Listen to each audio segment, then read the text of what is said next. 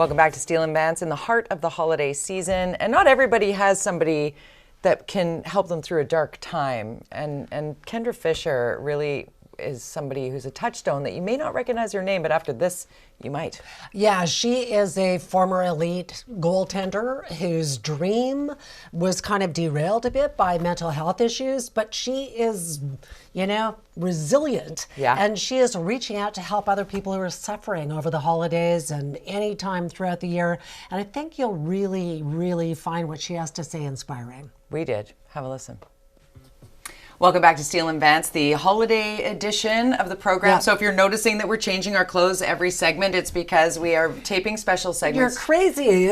No, honestly, we keep changing the wardrobe. We keep changing, but we wanted to make sure that this show was special and that we had some long-form conversations. And our next guest is somebody who's bringing something really important to the table. Well, and it's an interesting time of the year, too, because the holidays can be both awesome and fun and spirited, or they can be a source of depression and anxiety Really for difficult. a lot of people.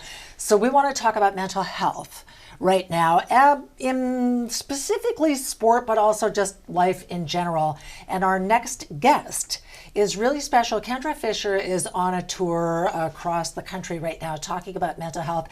Kendra is like a sports rock star, a former elite goalie who... Hockey Hockey hockey. goalie Not who soccer. is not doing that necessarily right now, still on the ice a little bit, but you stepped out because you had some really crippling mental health issues to deal with. I mean, What was it like for you? Was it anxiety mostly? Eventually we figured that out, but in the beginning it was just no diagnosis, no idea what I was dealing with, and very much just kind of doctor after doctor after doctor trying to figure it out. And it got to a place where I couldn't function anymore, and it was manifesting very physically. I mean, you couldn't have convinced me I wasn't going to have a heart attack. You couldn't have convinced me I wasn't dying. And eventually when I got my diagnosis, it's anxiety, it's panic, it's agoraphobia, it's OCD, it's depression. I'm an overachiever. You just want to hit all the high I did. notes. I didn't want to be bored with it. And But take us on the actual, because you write eloquently. You're beautifully visceral in your words, and I feel like I've been on this journey with you, right? And it's very timely. I mean, let's be honest. Yeah. We've seen people, elite athletes like yourself, step into the mental health arena, if you will, pardon the pun. But yours was, you were managing it in a way, and your family really was stepping in, and even just to go home for a visit. Yeah. Well, and I mean, it manifested in so many different ways. It was so physical in the beginning, and in the beginning, everything was about keeping me in hockey. Everything was about that dream of playing for Team Canada and hoping I could get to the Olympics. And ultimately, I mean, one of the versions of rock bottom hit when I was at Team Canada tryouts, and I quit the team the day I made the team. And so once I got past losing Team Canada, it became trying not to lose my life. And You quit the team the day you made the team. Why? Why did you feel you had to? Unfortunately, so I was at camp, and it was just kind of leading up to that. I'd been to the doctors. I'd had every specialist you could imagine telling me how healthy I was. And at the end of the day, I didn't feel healthy. And so my parents gratefully had worked out a plan to kind of support to getting me to Calgary, physically getting me to Calgary. I mean, it was just the thought of being on a plane, now knowing I was having panic attacks, but then not knowing what I was dealing with. Wow. So, my father had gone out ahead of me, and I flew out after, and I kind of had it set up so that no matter what, if if something horrible happened, I wasn't alone.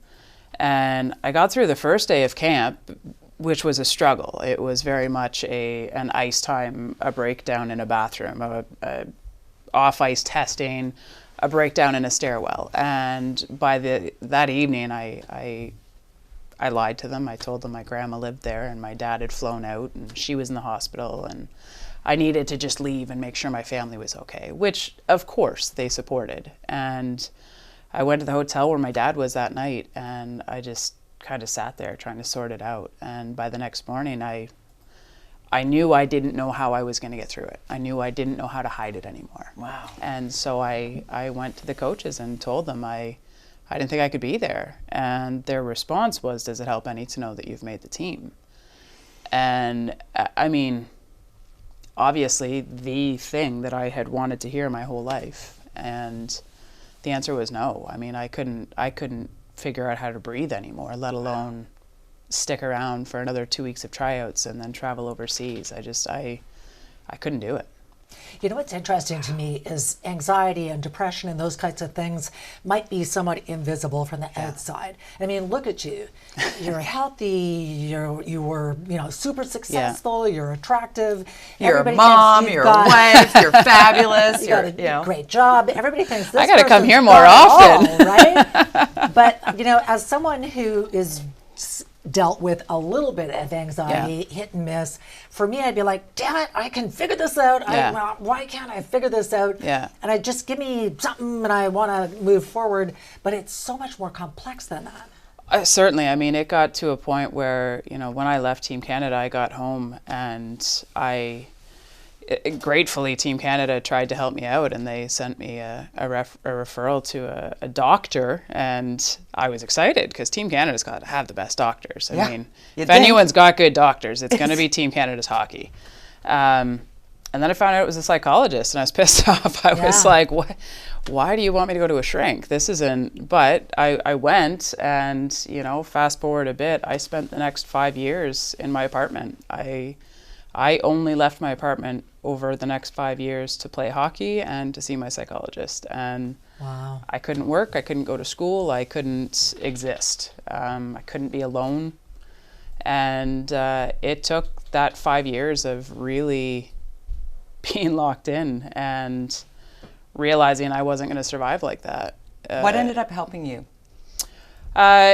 Clearly, ultimately first myself. Ultimately, it was very much, I hit that 5-year mark and I realized I didn't see a point to it. I didn't see a point to that life. And, I had two choices, give up or don't. And I don't know how I chose how I did, but I made it to the doctor and found a medication that worked for me, and then started to find myself in a place where it wasn't gone. It's never been gone, but the extremes were a little tamer, and then I could learn. And so then I started working with my psychologist, who thankfully didn't give up on me after the first 5 years of being a completely non-participating patient. But and then I started to learn, and I learned about talk therapy and CBT and using physical activity to manage symptoms, and nutrition and mindfulness, meditation. And so now I just kind of have a routine that I just have to stick with. And though, that there are some people, because it is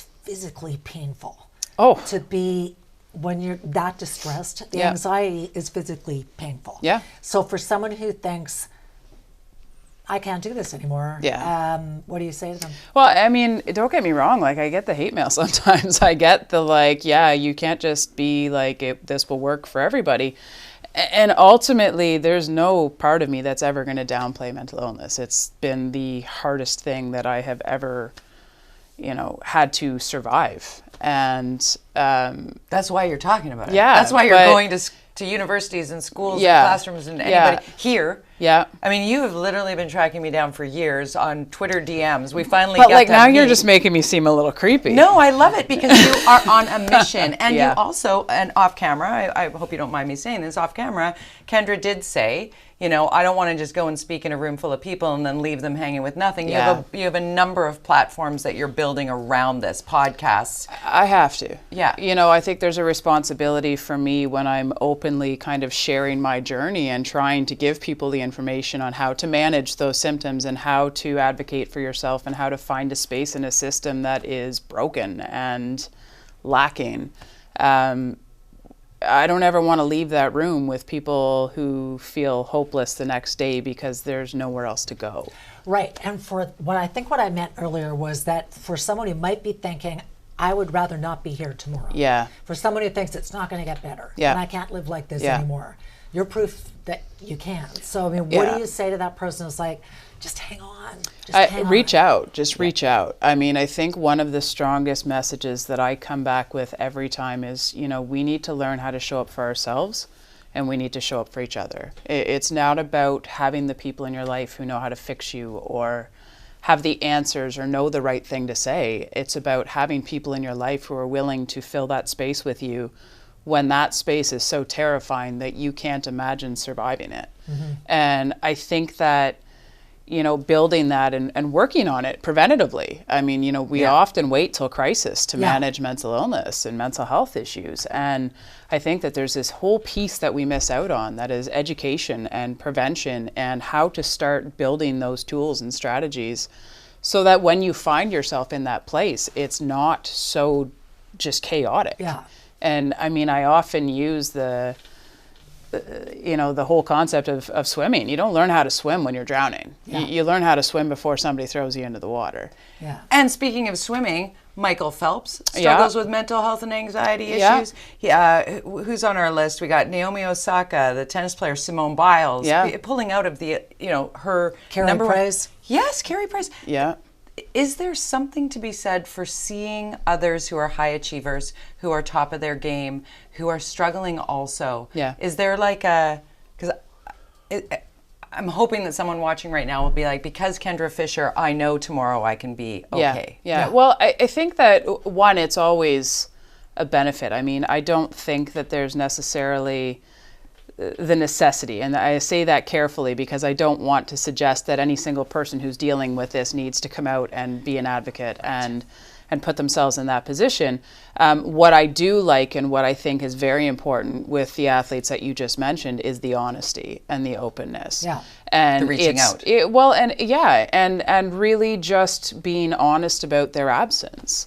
And, you can divulge as much or as little as you want, but to not shy away from accepting the fact that, status and success, it doesn't change what's happening internally. It doesn't change our health, You can be the best goalie in the world and the best tennis player in the world, the best gymnast and swimmer in the world. At the end of the day, you're going home to an empty house, and you can be in the most full room of the world and feel lonelier than you've ever felt in your life. And I mean, I've spoken to, my first podcast actually was with gold medalist Erin Ambrose, who also lives with mental illness and was open about her struggles with depression. And, one of the things that she said that I valued that she shared was, she went out, she won an Olympic gold, she came home and her life hasn't changed. Yeah. We have this kind of pedestal that we put athletes on and we put actors on and we put singers on, and at the end of the day, I mean, if we're not putting any of that preparation into ourselves as people, and our only preparation is to be physically at our best for a time period in our lives, you're setting yourself up for a crash that is going to be a very difficult transition. Wow. Kendra Fisher, thank you so much. Can you tell us how to get the podcast? You know what? It's Speakeasy with Kendra Fisher. Nice. There's just so many levels of it I love. I have found sobriety has helped my journey. Alcohol is not great for mental illness, so I know, right? Water. We got water. I like it. I like There's it. no peer pressure. We thought about it. We thought about it. Oh, cheers. We did. Thank you for coming. Thank you very much.